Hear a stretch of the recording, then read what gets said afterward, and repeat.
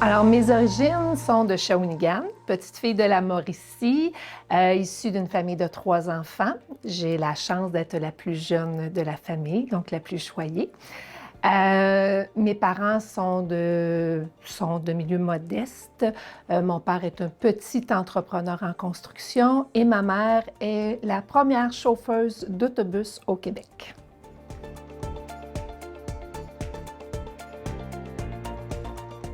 Provenant d'un milieu très modeste, chez moi, une bonne éducation, c'était un secondaire 5. Donc, j'ai fait du cégep en diététique. Bien, dans mes études, je me suis découvert une passion pour le côté manufacturier. Donc, moi, je voulais aller travailler dans un service scolaire où il y avait de la production de masse. Je ne savais pas encore que j'étais prédestinée à être dans du manufacturier pur et dur en usine, mais c'est ce que j'aimais dans ma formation. C'est là où j'excellais le plus.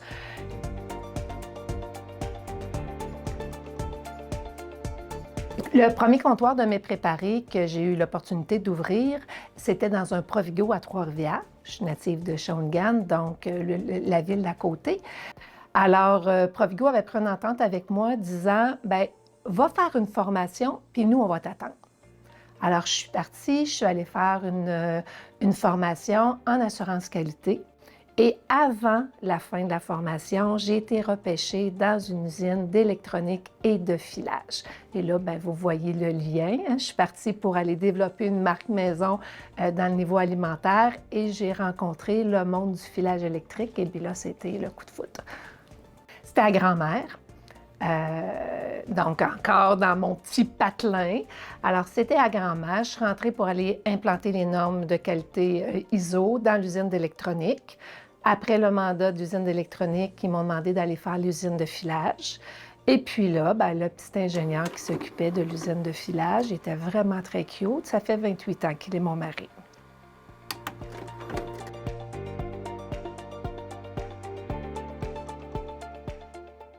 De l'usine de grand-mère, Stéphane et moi, on s'est envenus ici à Valcourt pour l'usine de Noma. Noma qui faisait le filage pour Bombardier à l'époque. Noma a été vendu, enseveli dans une faillite générale quelques mois après.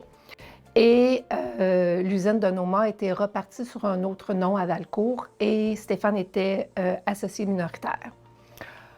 7 ans dans cette aventure-là, avec peu d'expérience en entrepreneuriat pour Stéphane et moi.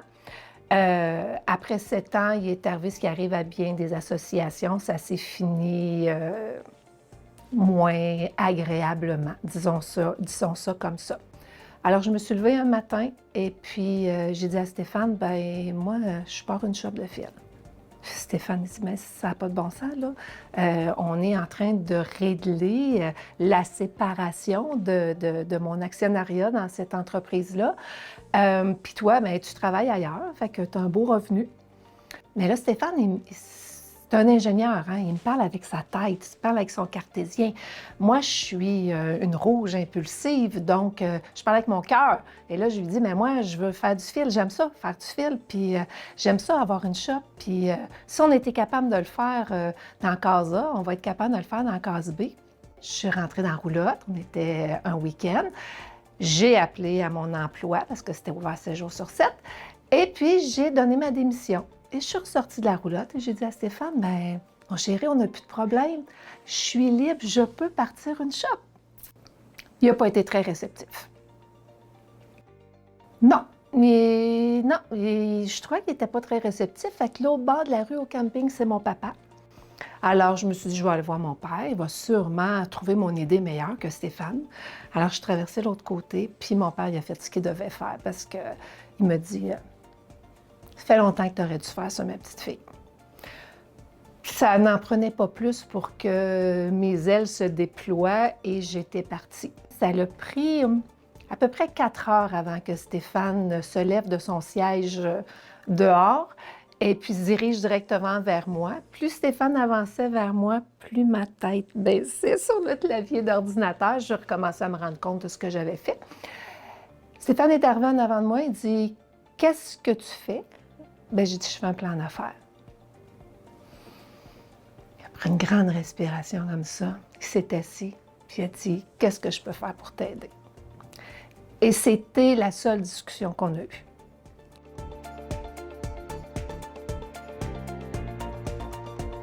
Alors oui, pendant tout ce temps-là, il y avait deux petits garçons, hein?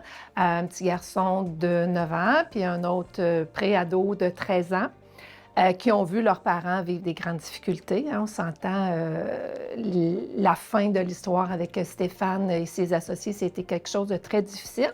Et là, le début de maman qui part une shop, puis qui n'a pas vraiment de sous, puis que papa est dans des difficultés avec ses associés. C'est une époque difficile, mais papa a pris la maison et maman a pris le boulot. Alors, Stéphane a géré tout pendant 1 an, puis moi, j'ai développé l'entreprise pendant 1 an. Donc, lui, il respectait son contrat de non-concurrence. C'est bien important de respecter nos contrats dans la vie. Alors, lui a respecté, puis moi, j'ai démarré.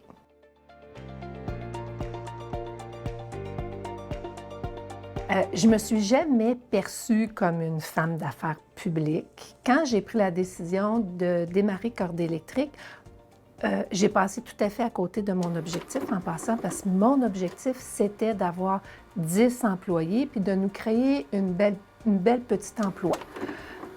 Après 10 mois, c'était réalisé. Ça ne fait pas un objectif très, très long terme, ça, 10 mois d'objectif. Fait que je dis souvent, j'ai passé vraiment à côté de ce que je voulais parce que j'ai pris la décision en une nuit.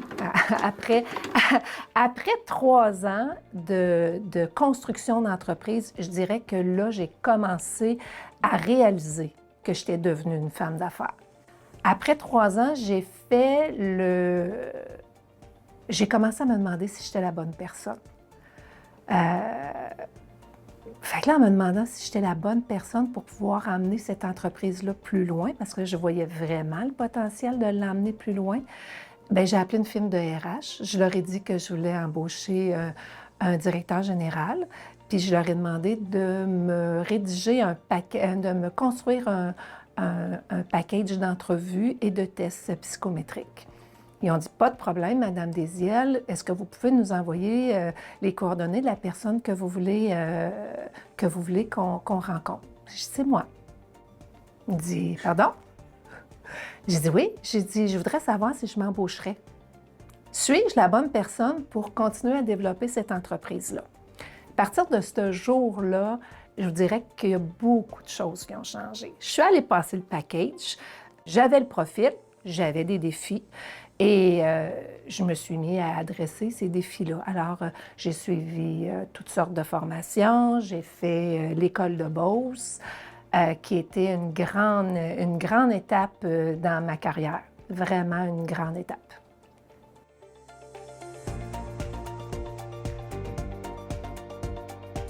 C'est une école d'entrepreneurs à entrepreneurs. Donc, on a des entrepreneurs qui sont des entrepreneurs entraîneurs qui vont enseigner et partager leur vécu avec des entrepreneurs athlètes. Donc, pendant 2 ans, je quittais une semaine à tous les 8 semaines pour aller me faire former. C'était une semaine intensive, jour et nuit. Puis, je vous garantis qu'il y avait la nuit aussi. Et puis, c'était un grand cheminement et personnel et pour l'entreprise. Puis aujourd'hui, je suis bien fière de dire que maintenant, je suis une entrepreneur-entraîneur à l'école de Beauce. D'avoir l'opportunité d'être un entrepreneur-entraîneur, pour moi, là, c'est comme de boucler toute cette belle formation, puis de remettre aussi ce que j'ai eu.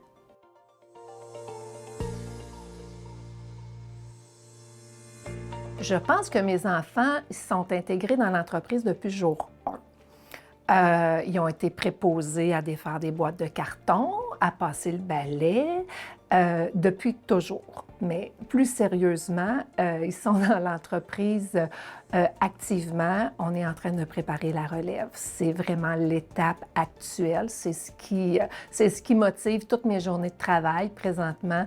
C'est de préparer et de former les garçons à pouvoir reprendre la relève d'ici quelques années.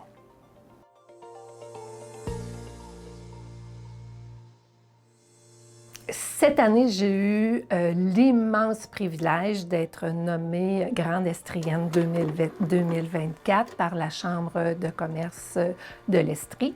Tout se fait en catimini.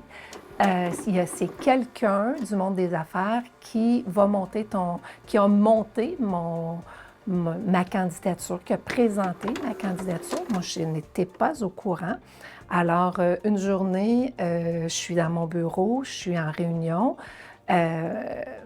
Mon adjointe, elle me dit « Tu devrais prendre l'appel. » Je ne prends jamais d'appel. Elle dit « La personne est vraiment insistante, tu sais. » Là, tu veux être poli, mais là, je suis en train de me demander s'il va me vendre quelque chose. Il me raconte il me dit tout son pedigree. Fait que là, moi, la tête tourne et là, il me dit oui, j'ai été nommée Grand Estrien 2023. Et là, dans ma tête, ça fait que. Puis là, je suis venue comme les mains toutes moites.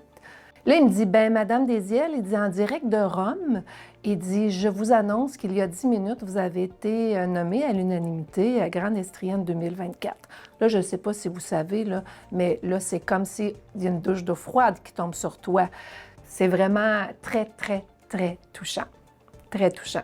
D'être reconnu pour ton cheminement, rendu, ça fait 15 ans que tu passes ta vie à faire ça, c'est agréable.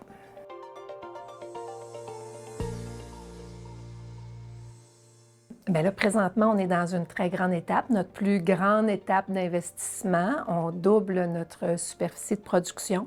On change complètement notre mode de fabrication. On est parti d'un mode de fabrication qui était comme en flux poussé vers un flux tiré. C'est un projet qui a débuté en 2021, donc ça fait un bon bout que c'est sur la table, en analyse, en essai. Là, c'est l'accomplissement de 3 ans de travail qu'on est en train de vivre là. Cet agrandissement-là devrait nous permettre d'augmenter notre capacité, mais d'augmenter aussi beaucoup nos délais de livraison. Puis c'est la clé, là. Le délai de livraison, c'est toujours là où ce que le bas blesse. Alors, ça, c'est le projet maintenant. Et après, bien, les autres grands projets, même s'ils commencent à être sur une table à dessin déjà, bien, ça sera la relève qui va le porter les prochains projets après, là. On travaille vraiment pour eux.